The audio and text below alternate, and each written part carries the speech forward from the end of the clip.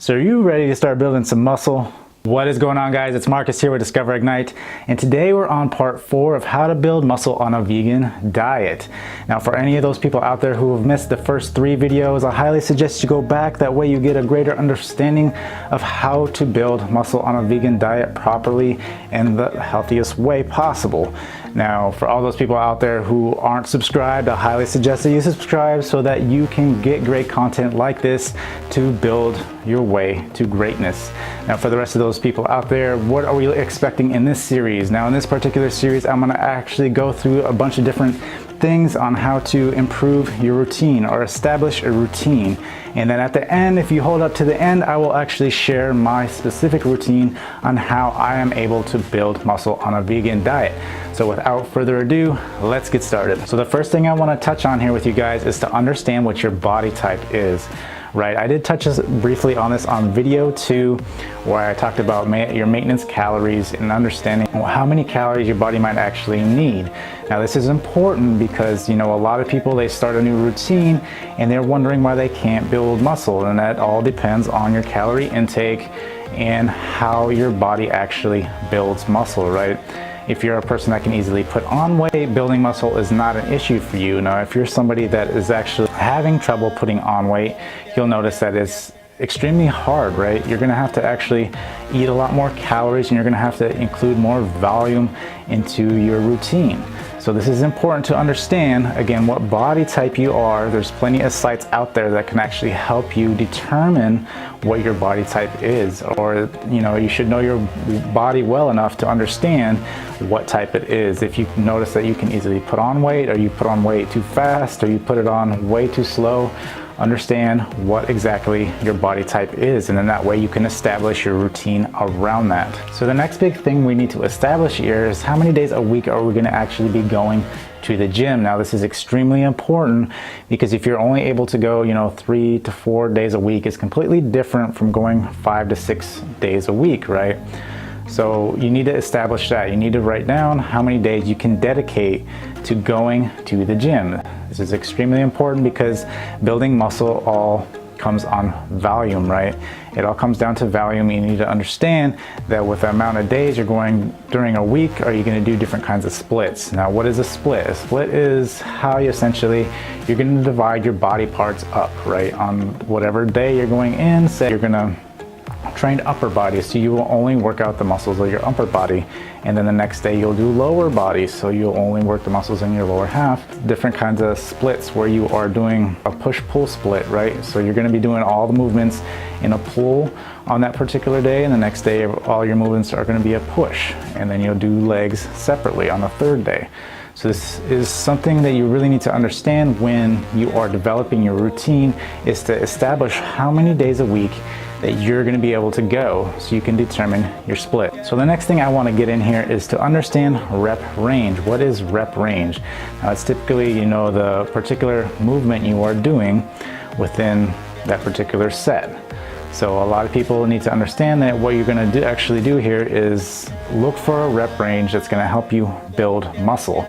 Now, there's a lot of people out there that agree and disagree that you should actually go as heavy as you can in every single set, and I do not agree with that, right? There's particular times when you're going to actually use higher rep ranges, and other times when you're going to use lower to medium rep ranges so that you can build muscle, right? For me, it's always been, you need to understand how your body works, right? What rep range is going to work for you? What are you going after? Are you trying to actually go after building the size and building strength, or just building size? You can do one or the other.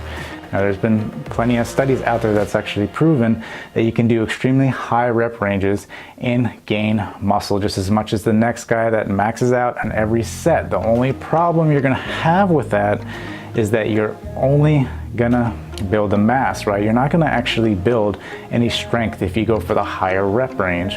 Now, this is again very important because depending on what your goal is, right?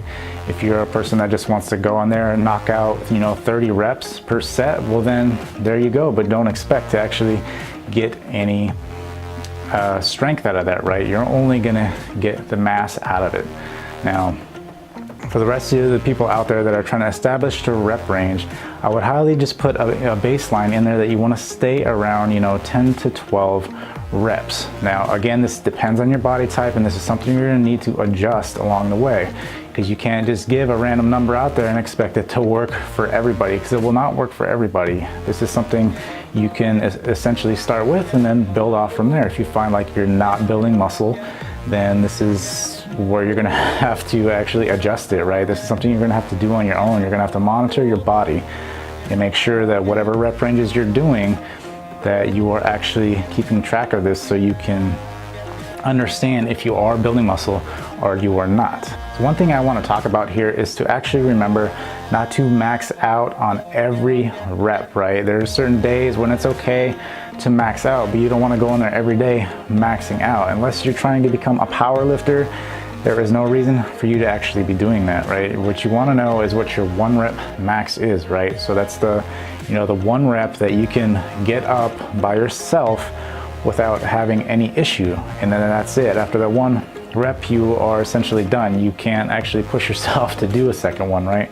So this is where you need to remember your 1 rep max, and then build everything off that 1 rep max. Now, for starting out, you will, your 1 rep max isn't gonna be, that powerful. It's going to be low, and you need to understand that, but that's okay, because the last thing you want to do is going in there throwing heavy weight around and getting injured. You want to stay at a range to where it's actually tearing the muscle correctly without causing yourself to come out of form, right? Because the last thing you want to do is break form. You don't want to try to go in there and try to impress people and then break form and end up hurting yourself and being out for weeks, if not months, if not permanently. So you definitely want to be conscious of this and make sure that you know what your 1 rep max is, and adjust the percentages from there. So if your 1 rep max 20 pounds for a curl, then you want to knock that down, right? Maybe you can do like 15 or possibly even 10 and stay at that range until you start feeling like that weight is becoming too easy. Then you would move up at that point. So this is something you need to realize. Don't go in there and be intimidated that everybody's lifting more weights. They may have had more experience, or they may not have any experience, and they're just looking to hurt themselves. So be careful on this, and this is something you need to really concentrate on, because you want to keep strict form, as strict as possible. You don't want to be, it's okay to cheat what is called cheating, which is when you swing that rep range a little bit just to get it up to help you. But if you find that the first 5 reps that you're trying to do, that you're doing this, then that weight is just too heavy for you.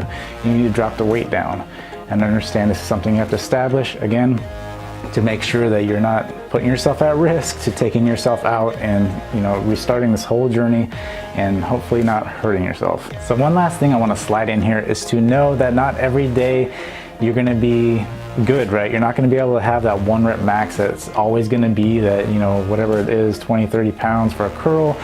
And you might actually realize that some days you're much weaker. This is normal. This happens, right? You need to understand that it's going to take time, right? That you're going to have days where you're much weaker. It all depends on what you ate the day before. So don't let this, discourage you. This is just something that happens, right? It all depends on what you're eating and how your body is doing that day. Some days you'll find you have, explosive energy and explosive power, and then other days you feel like you're just dragging through the mud and you can barely even hardly lift anything. Now this is completely normal. So before even going to the gym, you need to have a plan. You need to know, on this day I'm going to be picking this particular muscle, and then have the exercises actually picked out beforehand. So the last thing you want to do is to be going in there and then wondering, okay, what am I supposed to be doing next?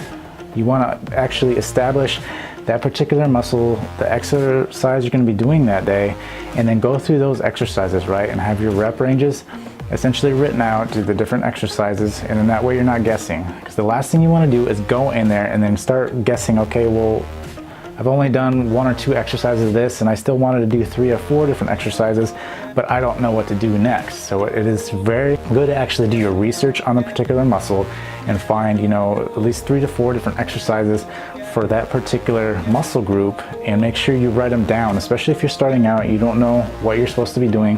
Have the plan before you go in there, so you're not just walking around and guessing and looking on the machine and hopefully it hits the muscle that you're, hoping it hits what you're ideally trying to accomplish that day, right? So remember, just go in there with a plan and don't deviate from that plan. Write it all down beforehand, and if need be, again, take it with you.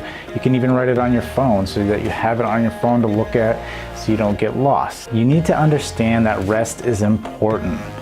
Now, I know there's a lot of people out there like, oh, you don't need rest, just go constantly, go to the gym 7 days a week, all year round, and you're gonna build muscle. That's how you build muscle, and you need your rest, right? If you overdo it, you will not build any muscle. You need your rest. So it's important, once you establish how many days a week you're gonna be going, make sure you actually put in there rest days, right? You want to actually establish rest days, especially if you're going to be going 6 days a week. You need to establish rest days and make sure it's going to be hard once you get motivated to take those rest days off. Believe me, there was a time when I was going 7 days a week, 4 weeks a month. I was going consistently and I wouldn't stop, and it wasn't until I actually started resting that I started noticing a big difference, that my body was actually being able to recoup and I was able to actually build muscle back, as opposed to being sore all the time, right? And this not allowing myself to grow, because that's what you're doing, is tearing the muscle, and you got to actually allow it to grow. And you're not going to do that if you're not taking any time off. Now, just remember that is to actually schedule it in those rest days. Now, if you're only going three times a week, resting shouldn't be an issue. So just understand this and make sure you are getting your rest days. So my routine, right? My routine is typically, 5 to 6 days a week. Now this all depends on what's going on during the holidays. I might actually switch it up, and I might, actually go down to like 4 days a week. Now when I typically do that, I do change my split, right? Now my typical split is push-pull legs, right? And I'll do this for a couple months on end, and then actually what I'll do is during the slower times, during the winter time, I'll actually change it up and do upper body, lower body split like 4 days a week. And this will allow me to give me a little bit more rest, allow my body to recuperate from the past several months of being on a push-pull split, and just allowing myself to just gain the strength back, try to gain a little bit of size, and just switch it up. Right now, it's good to switch things up, but don't do it so frequently, right? You want to actually be doing stuff for a couple months before you start switching anything out. That's also something I want to mention, is you don't want to be doing a bunch of different exercises as well. Have your core exercises and use those particular exercises throughout your when you're trying to establish this routine. Don't be throwing in 20 different exercises. You're doing different exercises every time you go in there for a particular muscle group. That is not going to help your case, so just realize that, right? And I'll typically go, again, 5 to 6 days a week, and then I'll always have that rest day. I always have a rest day in between there. Sometimes I actually take an extra rest day. It all depends on how I feel. And that's something to remember. If you feel like garbage, right, or you feel extremely sore and you feel like every time you go in there you don't have the energy and you're extremely sore, that might actually be because you're overtraining. So realize that you might be overtraining, and when you get to that point, yes, you're going to have to take a rest day. Now these are some of the days when I actually take the day off, because I do feel I may be getting too close to that overtraining, so I knock it down a little bit. I don't let up completely to where I start getting lazy or anything like that, but I just take that day off, because sometimes you just need a little bit more rest. So it's very important to pay attention to your body and listen to your body, right? I actually start at a rep range from 10 to 12. It's typically where I keep it at. And as far as any overloading, what is considered overloading is going heavy. I overload a lot of my muscles that are bigger muscles, right? We're talking like your chest, your back, and your legs. So on those particular muscle groups, I do go heavy, but I don't go 1 rep maxes. I always go to about roughly around 80-85% of my max, and I'll keep it there and try to keep it again at the rep range from 10 to 12 reps. Now, as far as my lower or my smaller muscle groups, like my arms, my calves, my shoulders, now those particular groups I do higher reps, right? But I also keep it at that about 80% of my max rep. So this actually helps the smaller muscles. I have done heavier sets on my smaller muscles, but yes, I do gain strength a lot quicker, but I do not gain size. And right now, I'm trying to gain size, right? We're trying to build up our muscle and not just build strength. We're trying to build the size. So again, you're gonna have to figure out what works for you. I have tried many different things, and I can tell you from experience that your major muscle groups, you're definitely gonna wanna go heavy on those. That's where you're gonna wanna put a lot of volume, which is, you're gonna wanna train that particular muscle a lot more than you typically would, and you want to put a lot of weight, because these bigger muscles can actually hold that weight. Where you're dealing with these smaller muscles, you need to understand that these smaller muscles are actually used for these bigger muscle groups as well, so you don't need to train them as heavy, because they already go through stress and everything else trying to doing a bench press, because you're working your chest. Your triceps will actually be used along with in that bench press. That's one thing you need to understand, that all these other smaller muscle groups are being used to help support the bigger muscles.